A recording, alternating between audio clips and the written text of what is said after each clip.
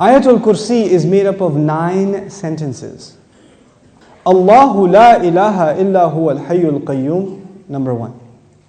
La ta'khudhuhu sinatun wa la nawm, number 2. Lahu ma fis samawati wa ma fil ard, number 3. What's number 4? Man dha alladhi yashfa'u 'indahu illa bi idhnihi, that's number 4. Ya'lamu ma bayna aydihim wa ma khalfahum, number 5. Then وَلَا يُحِيطُونَ بِشَيْءٍ مِّنْ عِلْمِ إِلَّا بِمَا شَاءَ, number 6. Then وَسِعَ كُرْسِيُّهُ السَّمَاوَاتِ وَالْأَرْضِ, number 7. وَلَا يَؤُودُهُ حِفْظُهُمَا, number 8. وَهُوَ الْعَلِيُّ الْعَظِيمُ, number 9. 9 sentences. The first sentence is Allahu la ilaha illa huwa al-hayyul qayyum. It's a beautiful sentence which ends with 2 of Allah's names. What are those 2 names? Al-Hayy, Al-Qayyum, the living and the source of all establishment. Everything stands and exists and is maintained because of Allah. What's incredible is that the last sentence, sentence number 1, has something in common with sentence number 9, which is وَهُوَ الْعَلِيُّ الْعَظِيمُ. How many names of Allah in the last sentence?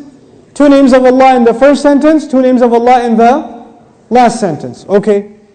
Before I go to the second sentence, let me tell you something about security. Security guards have a very hard job. But if you get if you're in security, you have to sit in your booth. You have to stare at the CCTV for hours and hours. And does it move? It's the same picture. And you have to look at it for 12 hours, 8 hours. What tends to happen when you're guarding something? You tend to get sleepy. You tend to get tired. Allah Azza wa Jal says about Himself, لا تأخذه سنة ولا نوم. Drowsiness happens when you're tired. And of course, what happens after that? What's the next step? Naum. This is the second sentence. The second sentence is, these are things that creation has. Creation gets tired and it starts getting drowsy and eventually it falls to sleep. What was the second last sentence? وَلَا يَؤُودُهُ حِفْظُهُمَا. Guarding the skies and the earth does not exhaust Allah. When someone's exhausted, what do they get? Sina and Naum. The second sentence is actually connected to the second last sentence. لا تأخذه سنة ولا نوم ولا يؤوده حفظهما. He says له ما في السماوات وما في الأرض. He owns whatever is in the sky and the earth. Now before I tell you further, you need to understand the difference between 2 words, 2 names of Allah, Malik and Malik. Malik is an owner. Malik is an owner. Malik, what is Malik? King. Is there a difference between a king and an owner? Yes. Ownership is about property.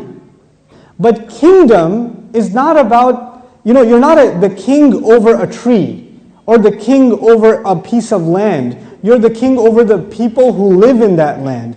Kingdom is about controlling people. Ownership is about controlling objects. There's a difference. Now Allah says, لَهُ مَا فِي السَّمَاوَاتِ وَمَا فِي الْأَرْضِ. He owns whatever is in the skies and the earth. What is the ayah about? Ownership. What's the third last sentence? وَسِعَ كُرْسِيُّهُ السَّمَاوَاتِ وَالْأَرْضِ. His throne extends to the skies and the earth. When Allah talks about His throne, He's talking about His kingdom. One dimension of control is ownership. The other dimension is kingdom. Both completing the picture. Allah is Malik and He is Malik. The Malik part of Allah's attribute, لَهُ مَا فِي السَّمَاوَاتِ وَمَا فِي الْأَرْضِ. Third sentence. The kingdom of Allah, وَسِعَ كُرْسِيُّهُ السَّمَاوَاتِ وَالْأَرْضِ. Okay. What's the fourth sentence? مَنْ ذَا الَّذِي يَشْفَعُ عِنْدَهُ إِلَّا بِإِذْنِهِ. Let's understand this ayah first. Who will come and make shafa'ah with Allah except unless He gives permission? In other words, what is shafa'ah? Shafa'ah means you got connections.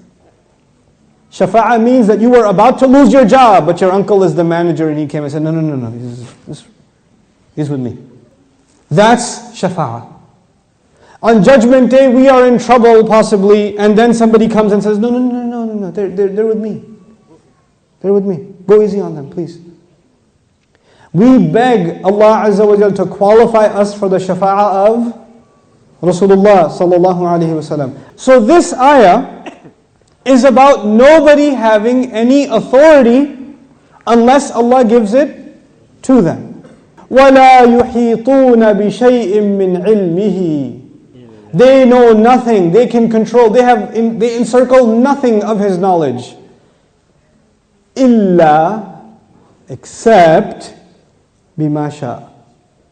The fourth sentence and the sixth sentence are both about a statement about Allah and the only exception. The statement was, nobody has authority to make a case except whoever Allah gives permission. They have no knowledge except whoever He wants to give knowledge to.